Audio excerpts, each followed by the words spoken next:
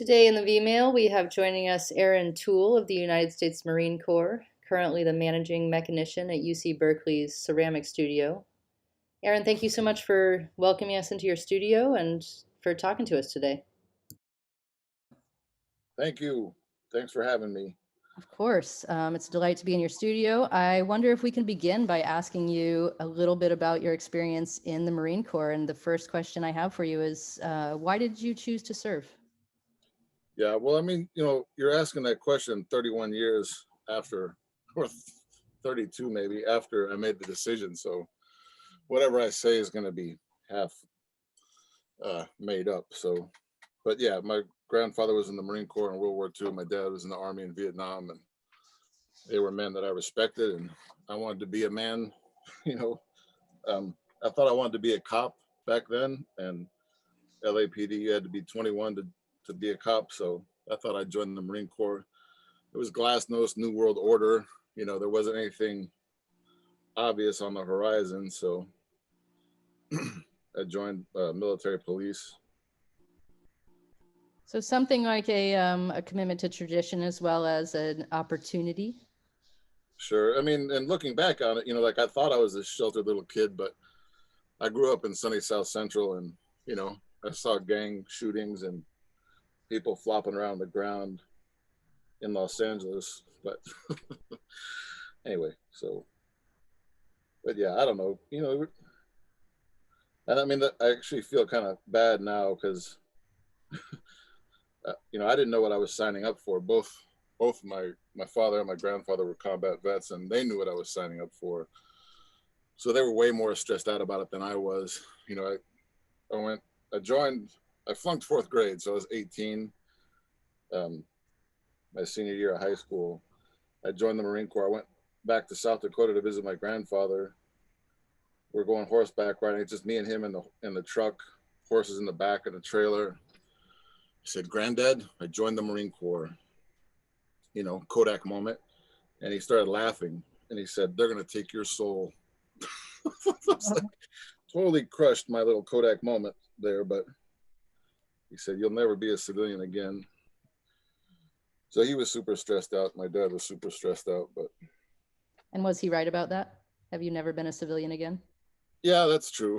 The soul, I don't know. I think I still got a soul, but it's definitely been tampered with.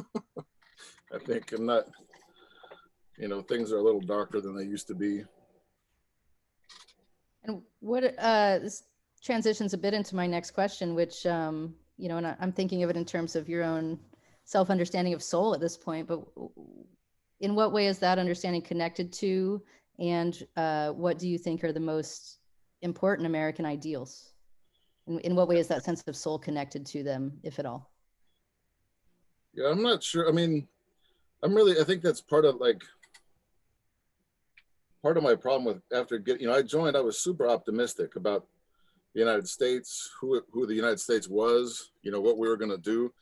I really, it was the end of the Cold War. I really thought that glasnost, New World Order, I believed all that stuff. And I really thought that this was the end. And our shady relationships with third world dictators, to stop communism. Now that communism failed, the Soviet Union failed, I thought oh, well, now we'll go back and renegotiate those relationships, and, the world will be a better place. But, instead we just let corporations run wild, and we kept all those relationships with weirdo third world countries and dictators. And, it just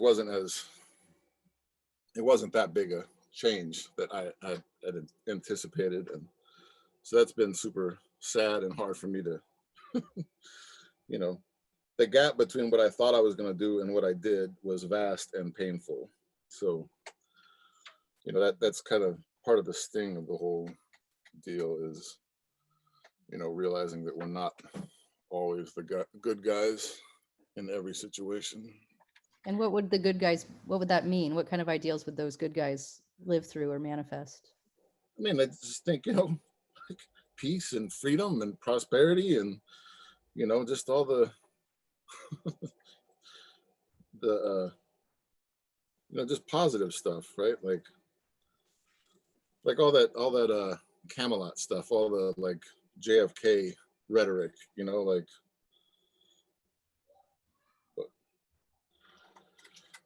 but there ain't no money in that. So, I mean, that's what I think too. Like, you know, talking about the difference between military and civilian. And I can't really speak for military. Like, I met a guy who was in the Marine Corps and the Army, and he said the Marine Corps was like a family. You know, everybody looked out for everybody else. And he said the Army was like a bunch of drunk uncles. Like, they just hazed you, and you know, they didn't really have your back in the same way the Marine Corps did. But I say that, you know, that's been really difficult for me getting out, and finding that like it really is, there isn't, you know, any kind of like, you know, America's so divided right now. It's really kind of crushing and distressing to me. I mean, I thought, you know, I was an embassy guard in Rome, and it was stunning to me, right? Like, all roads lead to Rome, and all you got Italian restaurants, one McDonald's, and one Chinese restaurant. That's it. You know, coming from Los Angeles, where we got like Ethiopian, Korean, Japanese, and the people behind the counter are from that place. You know, it was really kind of shocking to see how homogenous Europe was. Like, I don't know. So I just, you know, I think of America as like this big, you know, we got somebody from everywhere. Like, there's no country in the world we can invade where we don't have locals from that country. And, you know, I mean, huge Vietnamese communities, huge Korean communities, places we've had wars at, you know, then they come here. And I think that makes it a better place. I think it makes it way more interesting and vibrant and exciting. And, but it seems like that's less appreciated these days, that we're getting more and more tribal, and it's so much of so many of the decisions, you know, individually and government, whatever, it's just money. You know, it's not what's best. You know, when diet and exercise aren't enough, and diet and exercise are always enough, but there ain't no money in you being healthy. You know, like, there's no money in cures, there's money in treatment.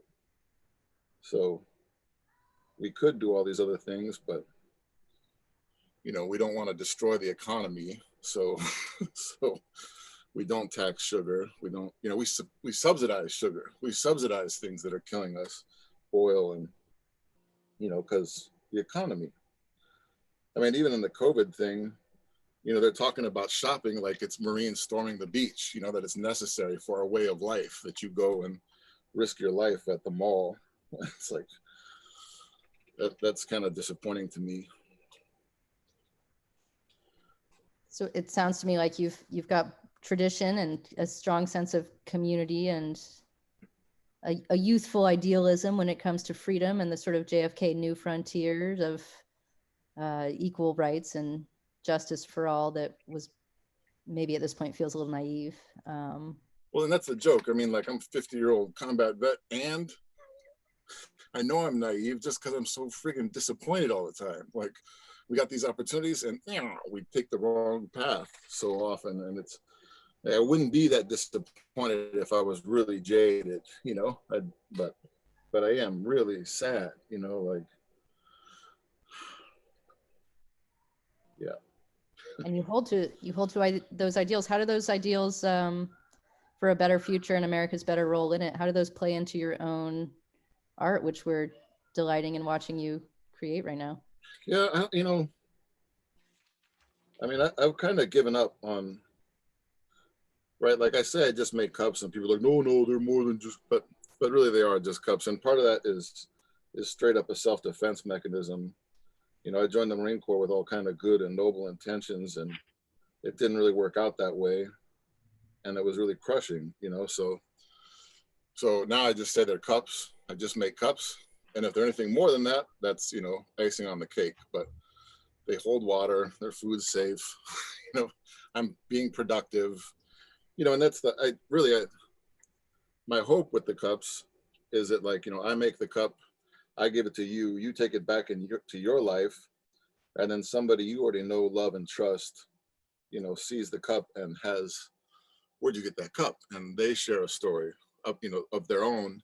Like, all the images on the cups mean something to me, But I think what's more important is, people in your life and what they mean. So a lot of times it's refugees or, veterans, and, just a lot of the stuff, it's just stuff that doesn't come up in conversation, or it's really hard. But my son, when he was little, he said, "Dad, how come you were bad and now you're good?" I said, "What?" He said, "You were a soldier, right?" And I just started crying. I was like, let's go watch SpongeBob, because to be demonized or idolized for something you did or didn't do in a context you can never explain, it just feels easier not to talk about it, but that has a cost also. And, my grandfather and my father, they didn't talk about their wars until I came back from mine, and I was kind of pissed actually at my dad, like, dude, why didn't you tell me? Like, but now, then my son asked me that question. I was like, oh, I get it, because the scene, like most people, I could care less what they think about me, right? Like, I want dogs to like me, but people, I can take them or leave them. But to see that look in their eye of fear or admiration, even, like talking about war, it's really rough. So,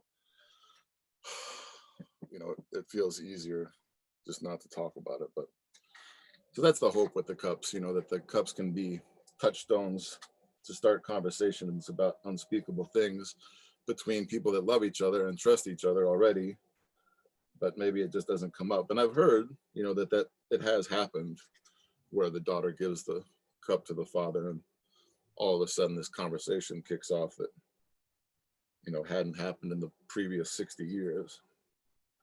How important do you think those conversations are between those who have served, those who have seen war, and those who haven't? I mean, I hope that they're important. I hope that they're valuable to those people.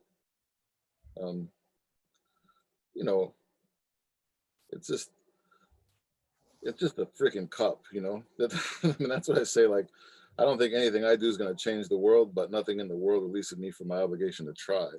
And cups are a pretty damn impotent little gesture in the face of genocide and global pandemics and, all that. But it's what I got. And, I found, like, it's really hard. Uh, just, if it doesn't feel sincere, right? Like, when I was in high school, I volunteered at homeless youth shelters, and there were people that would come into the shelter who were doing it because their church, it was part of their church group, or, some community service program at their school, but they didn't really care about the people. They didn't really care about the kids. The worst case was when they were a little scared of the kids, and the kids felt it, and it made them feel bad. So, like, I'd like to have, do something that has more impact on the planet or, society, but it doesn't, it doesn't feel sincere or comfortable. So this is what I got. This is what I'm doing, but.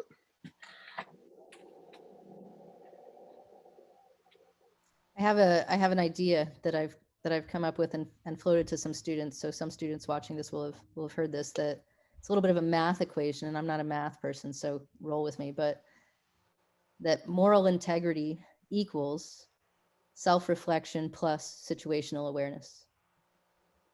Oh, Whoa, you like that? I got to get a piece of paper.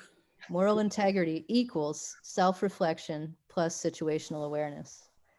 And I wonder if something of the role of conversations between civilian and military cultures, if something of the role of art in and out of the military experience, just in general, if part of that might be to help us with both self-reflection and situational awareness. Yeah, maybe. I mean, it's a weird thing.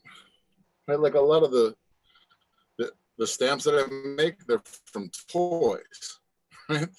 When I came back, I'm pointing, well, you can't see it, but when I came back from the 91 Gulf War at Toys R Us, they had a gas mask, the gas mask that I wore during the war, right? And you wear a gas mask because you're worried about mustard gas, which is a blister agent. You breathe it in, blisters form in your lungs, the blisters pop, and you drown. It's a nasty thing. But the the package said for children ages 6 and up. And I'm like, so how do you explain to a 7-year-old, you know, are you going to tell them about mustard gas or nerve gas? Like, it's just such a weird, or, you know, coming back and there was Desert Storm, the video game, there was, there was some, you know, movies. And it's just such a weird, like, that's the uniform I wore, but that was nothing. What was, I forget, was it Three Kings or something? There was some like movie and it was about like the Gulf War and the Kurds helped these soldiers. And, but like we turned our backs on the Kurds. We told them to rise up and they did. And then we're like, all right, thanks, see ya. And then Saddam like slaughtered them and, you know, tortured them and did all kinds of horrible things. Like, that's not what the good guys do. And that was left out of that movie. You know, it was left out of the video game. It was left out of the toys, you know. So it's just weird, like those places where military, yeah, somebody wrote a critique on me. Tool's work has an almost uranic collusion with the unthinkable. And where military and civilian cultures collude and collide. So, ooh, that's going in my artist statement. That's pretty good. Now that I'm out of grad school, my artist statement is I make cups. But anyway. Do you think that art, popular art, video games, toys, cups, has a responsibility to be honest about these things, or should it be protected from that, and we should all sort of be protected from the realities of our own Well, I kind engagement? of had a fantasy that like these when I was in art school, I was gonna make these cups about war and stuff, and then when the wars ended, I was gonna try to make like high-end toys, like just cool, like well-crafted wooden and metal toys that I could sell the rich kids to buy the plastic garbage that my son really wanted to play with. But my entire career, right? Like my first show in Los Angeles, the gallery owner said, I'm going to give you this show, even though your work isn't relevant to anything that's going on in Los Angeles. It's like, all right. So I had 1,000 cups with military images, letters that I'd sent to the Pentagon and White House. I asked him if I could have the show in the fall instead of the summer. He's like, whatever. The show opened the month after 9/11. So it was like, you know, first Friday kind of thing. The show opened the month after 9/11. People were like, oh my God, your work is so timely. I said, well, I was talking about the Gulf War 10 years ago, but whatever, it'll be about the next war too. And unfortunately, that's come to pass. And so my entire career, we've been at war. So that's been a super sadness. You know, I'm realizing now that like the age gap, right? When I came back from the Gulf War in 91, the Vietnam vets had been, you know, 20 years before, and now these guys coming back, it's 20 years since I was in the Gulf War. The age gap is the same. And then that's the thing that really kills is the younger guys. You know, like I thought I was going to do good and noble things and really make the world a better place. And but then to have kids have to go back to the same piece of sand I was in is just crushing to me. So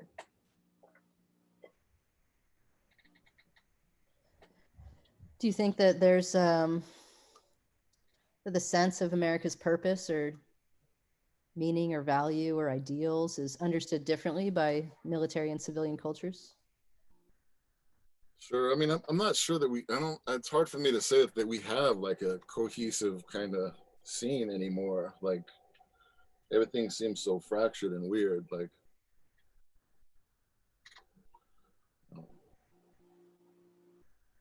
um, but yeah, I mean, you know, you, of course, a Lance Corporal wants to get paid more money, but you know, it's not, nobody's joining the Marine Corps for money. I mean, I guess money for college, but you join the Air Force for that stuff. You don't join the Marine Corps for money for college. Do you think you believed in American ideals or some sense of that national purpose more when you were in the service, when you were active in the Corps? Well, I mean, I was born in Charleston, South Carolina. My father was, you know, raised in Charleston, South Carolina. Good Southern boy and all that kind of stuff. So I did definitely have that. You know, I mean, again, I mean, And I say, I'm still super disappointed when things go sideways and we do bad things around the world, or just whatever, just in the States, even like just the corporate thing is really just that everything is subject to money, right? Like I joined the after the Marine Corps, I wanted to do something that was, good and noble and above crass commercial garbage. But turns out there's nothing in our culture that's above crass commercial garbage. Not medicine, not science, not religion. It's all subject to money, and it's all, I think that twists it all in a unfortunate way.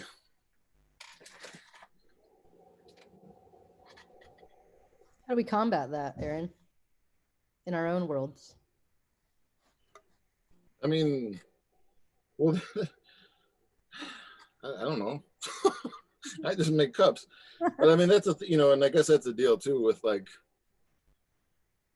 my personal choice about it. Like, veterans and their families ask for cups, and they want to pay me or whatever. But it's like, man, I think you've paid enough. Widows or mothers of dead kids, like they want cups, and it's like I don't have the heart to take money from you. So, and I really have kind of dropped off. Like, I thought I wanted to make art and do the one true art world thing, but who buys that art? Who controls that? It's the same people that control every other aspect of our life. So I'm not super interested. Actually, I was given a talk one day, and someone's like, "That's so great, you don't sell out." And I was like, "Pop, pop, pop! Don't be confused. If your art budget's 10 or 15 bucks, I don't want your money because you're the kind of sucker that's going to get drafted or your son's going to get drafted. But if your art budget is $30,000, I'll gladly accept your money because you're more likely to be somebody who can reach out to Condoleezza Rice and say, end this freaking war." So that dates the conversation. And there was a woman in the class a couple of days later, she emailed me and she said her family had a foundation and she wanted to give me $30,000. And P.S. my father does know Condoleezza Rice. Like, so whatever. So I mean, so now I'm down here with the little people making cups, and I'm okay with that. The one true art world is, it's craft or whatever. It's not big A art. So c'est la guerre, c'est la peste, c'est la vie. I'm not gonna wrestle with them. It's just I like the people I'm hanging out with, and that's the biggest deal to me is like other artists that I respect, their respect back to me, like Richard Notkin and Roberto Lugo, and Richard Notkin's been doing it forever. Do you maintain relationships with other veterans? Yeah, I mean, a lot of the, because I was military police, so a lot of the guys I was in with, they got out and became cops, and our politics have diverged pretty dramatically, and so some of that's hard for me. Like whatever, talking about defunding the police, it's like, buddy, you didn't join the police to be a counselor. You didn't, join the police to be a real estate agent. You didn't join the police to be, to help people get jobs. But all those things, the lack of those things make your job much harder, right? And if you want to pull this law and order stuff, right? Like law and order is not the same as peace and justice. So if you're gonna go law and order on everybody, then you got to start, get ready for body armor and tanks, because you're just keeping the lid on things, right? You're the thin blue line between the rich and the poor. You're not, you're not part of the community. You're the enforcer, and so that's going to make your life hard, in my opinion. That seems, the way it is. So I mean, that's, part of the reason I didn't become a cop was that like I just didn't, we don't think anything about spending 50 grand to keep somebody in a cage, 50 grand a year to keep somebody in a cage. But then like $30,000 to send somebody to school, which has a return on the investment, that's crazy talk. That's socialism and communism, like whatever. it's super frustrating. And that's the deal too. I think with the Cubs, it's, or what I'm trying to do is similar to the time in the Marines, right? The Marine Corps mission, the Marine Corps Rifle Squad, locate, close with, and destroy the enemy by fire and maneuver, and then defense by fire and close combat. So I still want to locate, close with, and destroy the enemy, but through education and empathy, and destroy your enemy by making him your friend, not right. Protect your community by expanding it. So the goal is still similar, just the tools. And that's the thing too. Like what a heartbreaking scene that must be, right? Like guys that do 20 years and they've been leaders, they've mentored other Marines and helped them, and then they come back and the cops treat them just like they've been selling drugs for 20 years, or they don't have any, there's no way for the cops to know that they were in the Marine Corps, or the children of veterans and Black or whatever, that how they get treated.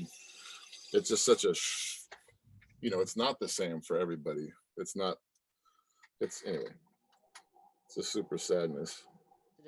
It was really a question of perspective, like which lens are you adopting right now? Which community are you within? And it sounds, Ehren, like what you're saying is it's difficult to pin that. It's difficult to figure that out when the communities themselves dissolve a little bit around the margins when you come back, and tend to be defined by other things that aren't military. Or yeah, I mean, I was talking to a guy, he did 20 years in the Marine Corps, was a drill instructor. He says he experiences more racism in a week in Ohio than he did in 20 years in the Marine Corps. That's a rough statement, and whatever. And people too, like they're talking like, how'd you go from the Marine Corps to UC Berkeley? I'm like, I know, right? I was part of this loving organization, no man left behind, and now I'm part of this fascist, backstabbing academic cluster. It's been really difficult. Well, what? But it's true, like, in the Marine Corps, somebody's going to die if you're not doing your job. Somebody's going to die if you can't work together with these other people.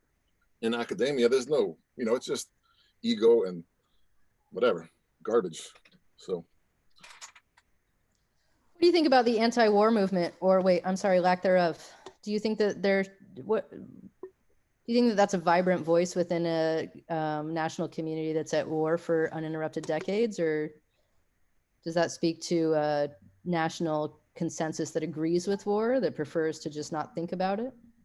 I think it's not my, they don't care, right? I mean, it's whatever. Trump didn't feel the need to serve. Cheney didn't feel the need to serve. Like, but now that it's their investment, the war is necessary, and we must, or Western civilization will collapse.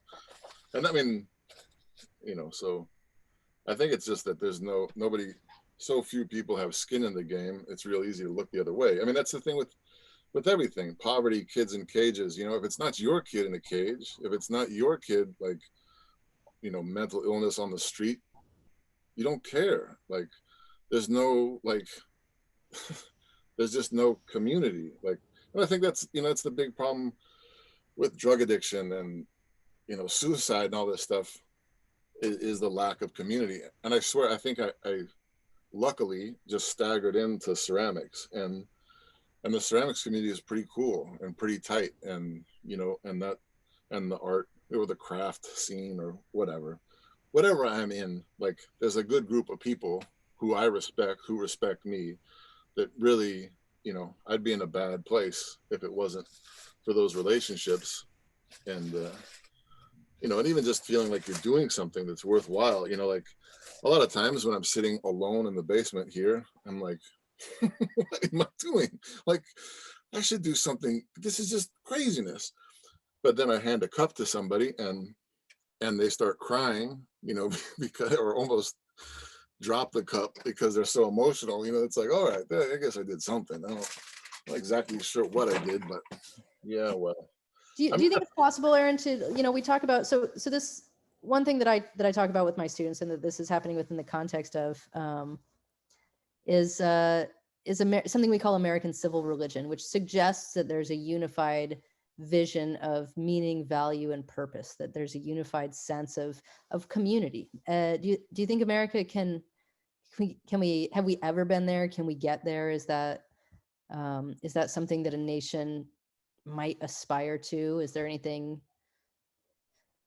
feasible there? And maybe also, does military culture have anything to offer us in that um, in that question of whether or not it's possible to have a unified community?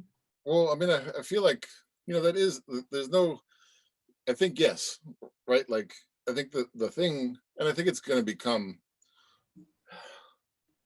climate change, there are real threats. And like, whatever, for the pandemic, like how we respond to that, like, no, no, no, no, no, no, no, just close your ears and say it's a hoax. Like, okay, well, now how many people died, right? So that didn't work, right? Like, and just, I mean, it seemed, if there had been a different response, saying like, hey, Americans, we need to protect each other and we need to wear masks. And this is a good and noble cause. And like, it's hard because you can't see people smile. But if that was what was spread, that would be a lovely, thing where people are coming together, and people were trying to make masks and giving masks to homeless people, giving masks to day laborers. Like, there was all this, like, at least in the Bay Area, there was a big push to like, let's get through this, and I think that that's a similar, we're facing, it is life and death straight up. Like, the climate change, it's a real thing. It's not,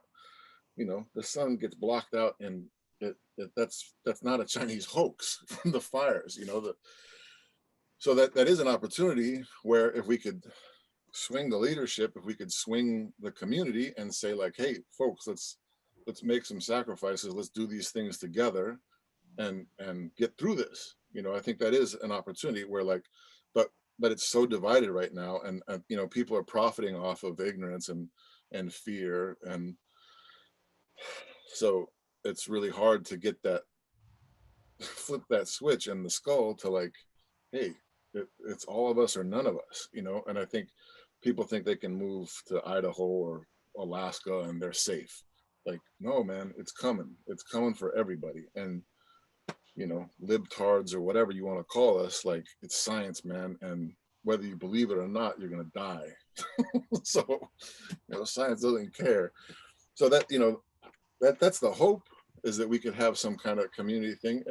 And like being all nostalgic for the 50s or whatever, like, yeah, that's cool if you had money and you were white, that was a great time to be an American, but like, you're a black vet coming back from World War II and Nazi POWs are treated better than you. Like, that's nothing I want to aspire to. That's nothing I want to go back to, but like, I don't know. It's, yeah, we're all equally worthless, and we're all in it together. And, you turn your back on your neighbor, and it's not going to end well for any of us. We gotta get it together. We gotta work together, and it's, I don't know. I just Did you serve with people with whom you ideologically disagreed at a fundamental level? Oh, buddy, man. So like, before the groundwork kicked off, it's this 30-man general purpose tent, and all, like, I joined the Marine Corps. All my friends from high school went off to college. The Gulf War kicked off, and they're sending me like no blood for oil t-shirts and like Gulf War readers, like talking about the history of the Middle East and the history of the conflict. And so I'm arguing with 29 guys about like, how are you guys arguing with me? Look, the shirt says no blood for oil. You know whose blood they're talking about? Mine and yours. How are you like, yeah, let's give the blood for the oil. Like, just shut up, tool. But then I come home, right? So like in the Marine Corps, I'm like this hippie communist, whatever. And then I come back to the States and I hang out with my college friends, and I'm like the fascist, like crazy man. Like, oh man, it's just like there's no middle. And I mean, that's the thing. It's so easy. It's so much fun to be a zealot and to be like, nope, I'm right, fuck you. Oops, sorry. Like to be like, absolutely, I'm right, you're wrong. And that makes it so much easier, right? Like, it's rough killing a person, but if you're killing a gook, if you're killing a Jap, if you're killing a, you know, Fritz and the Nazi, like, it's cool, right? There's less remorse, right? You're not killing a person, you're killing a thing, you're killing a less than, you know. But when you realize, like, oh man, during the Gulf War, right? So I was military police. We did battlefield circulation and control. We were part of Task Force Ripper. Um, Whatever. We had these POWs. Had a big group of them. And this one guy, he said, Baghdad, Baghdad, Baghdad. And he was some kind of honcho officer or somebody. The rest of the people in the rest of the Iraqis kind of looked up to him. And he came up and he said, Baghdad, Baghdad, Baghdad. You know, 1, 2, 3, Baghdad, Baghdad. Oh, my dog came. You see me? See Smedley? What's up, Smedley? Oh, hi, Smedley. Hey, boy. Anyway, yeah. So 1, 2, 3, Baghdad, Baghdad, Baghdad, Baghdad, Baghdad, Baghdad.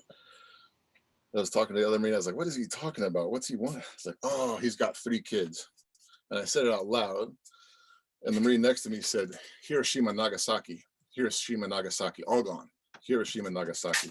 And that guy fell like we shot him. He just, like his spine, like he just, all the bones in his body just fell out of him. He just crumpled on the ground and started sobbing. I was like, Dick, like, we don't know what happened. Like, maybe we had nuked Baghdad, but I had no idea. And that guy just, like, sobbing. He didn't care about anything. He was worried about his 3 kids in Baghdad, you know, and that really, like, undermined all the rhetoric of they hate freedom, they hate America. You know, it was just like, he's just worried about his kids, man. Like, so that stuck with me. And, you know, I wish it was true. I wish evil existed in somebody else and we could just go and kill it and be done. And then everything would be fine. But that's not the case, right? The Richard Notkin makes these heart teapots, and it's based on some philosopher, Russian, I think, saying the line between good and evil is a line in every man's heart, right? That it's not an external thing, it's inside. And that, you know, that I believe that more. And that what makes it even sadder, the whole scene, is that it's not, you know, there's not evil, it's just, you know, I don't know. I mean, greed is pretty evil, and that exists for sure in other people. But I don't know. Did your ideological disagreement and the argumentative banter with which you engaged with your fellow Marines get in the way of you working towards shared goals? No, because I mean, whatever, all my yappity yap about hippy dippy or whatever.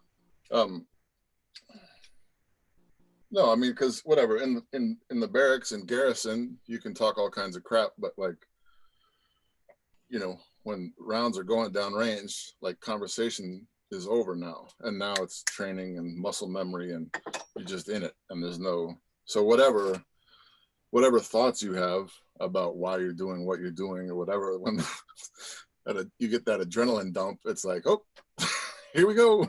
Like, there's no, conversation's over, and it's just, you know, and like, whatever, like, okay, that guy was worried about his kids in Baghdad, but if he's a threat to my buddies, sorry guy, you gotta go. Like, I wish it was different, but bye-bye.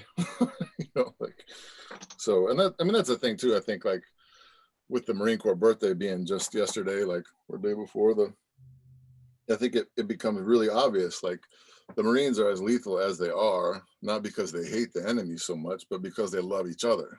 You know, that like I'm buddies with Vietnam vets. We've never met on Facebook, you know, but with birthday messages and, you know, packages back and forth and books, whatever. It's just, it's a real, what do they say? Like, the Army's a gun club, the Navy's a yacht club, the Air Force is a corporation, and the Marine Corps is a cult. Like, that's no joke. Like, so, but I mean, but I, you know, obviously not every Marine's going to agree with me, but I really do think that is what makes it, you know, why somebody would jump on a grenade. It's not because they hate the enemy. It's not because they want to die for their country. You know, it's because they're worried about the other Marines. So, it's a really strong sense of community invested in that. well, and that, you know, and the Marine Corps is good about it. They tear you down as an individual and then build you back up as a unit, and that, you know, that works. for that for that purpose. I mean, it's kind of a shame that like the whole setup's built around killing other people. You know, it'd be nice if there was some, uh, you know, like that coming back from the Gulf War really upset me. Like people dancing and you know, I was happy for the Vietnam vets, right? Like all the senior enlisted senior officers in the Gulf War were all Vietnam vets, and you know, Powell and Schwarzkopf, they were like, "Hey, clear objectives, overwhelming force, and we're out." Like, you know, we lost more Marines when we got back from the Gulf War from drunk driving and just regular crime and stuff than we did for 7 months, First Marine Division, 7 months deployed. So, you know, so I was happy for the Vietnam vets that they got their parade finally, and they got their welcome home finally. But it's also, you know, like, don't spit in my face, I'll punch you in the throat. But like, but there's something, you know, we didn't cure cancer, we didn't end AIDS, or, you know, we killed a bunch of people, we destroyed the fifth largest army in the world. You know, that's not, so, you know, respect, but not like celebration. You know, dancing on the graves seemed a little off to me, but, or made me uncomfortable, you know. I have one last question for you, if you'll indulge me. Of course. If you were called upon to counsel a young person, maybe, you know, you've talked about your son. If you were called upon to counsel a young person, whether your child or another, who is interested in joining the service, what would you say? Get it in writing. Whatever the recruiter promised you, make sure you get it in writing. But I mean, I think, you know, advice is just garbage, you know, mostly. And I've met some guys who, you know, said they wanted to join, and but you know, they didn't, and it's like a chip on their shoulder that they carry like way years after the fact. Like, you know, like, I don't know, like in this specific time in the world, I don't know that I would have joined, you know. But I guess, like, you know, if I could know what I know without doing what I did, I'd do that. But if I had to do what I did to know what I know, then I'd stick with my choices, you know. And so really, I feel like it's on you, you know, whoever, whatever you're, you know. God, in grad school, somebody came to our class and told us their advice was follow your heart. And I about had a stroke and like screamed at the teacher, "Why did you bring this idiot in here?"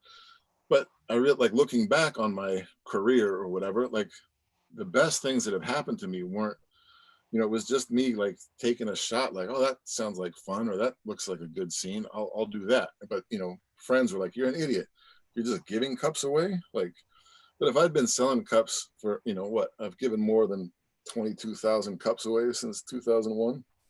Like, I never would have sold that many cups at like $5 or $10 a piece. Like, and you know, for that money, like, I'd rather just have it out in the world than, you know, me have like pallets and pallets and pallets of cups that you know, that are just dead, right? I mean, the thing, like with the cups out in the world, they're growing. The stories about them are growing. The, you know, the conversations are growing.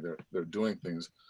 When they're in storage, or even some museum, you know, like in a museum, it's like, that, you know, they're just there on the wall. They're not living the same way they do, you know, hand to hand and beer after beer. So may the plague pass you all.